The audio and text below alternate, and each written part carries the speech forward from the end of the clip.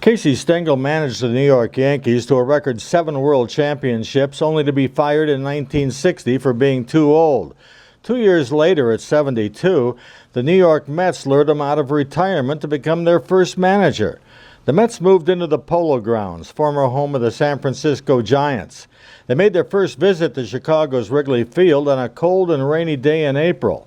15 minutes before the first pitch, I had a chance to ask Casey why he had passed up offers from Detroit and Boston to manage an expansion team.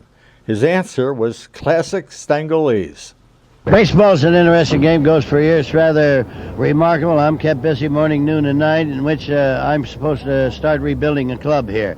And they figured a man with experience had been up and down would be able to solve the situation in 2 or 3 years instead of 5 years. The other reason why I went back into baseball, I laid out for 1 year. I wasn't out of baseball, I laid out, but I did witness a number of baseball games last summer, and I enjoyed myself. I made up my mind, why should I go back into baseball for one season? So I stayed out a year. Now, because I went back into the business was because they gave me a very interesting line of talk, Mr. Weiss did, and the first thing you know, I said, well, why not go back and help build the thing? Because what good is a record anyway?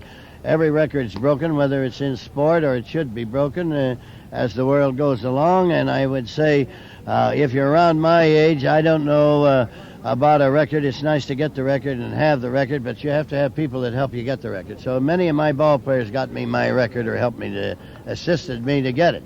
And what's the difference if I am back in baseball if I keep busy? You can't take that goal with you unless because it's so heavy, the money that I've made, that if I go out and go on the water and I'd want to take that, it's a wreck, and I'd want to take that goal with me, you can't take that goal with you, but people say you can, because I know a man that did it. He had it around his belt, and what did he do? He went overboard, and it was so heavy the goal sunk. So there's a man took the goal with him. So what good is it if you're shipwrecked and you're under the water?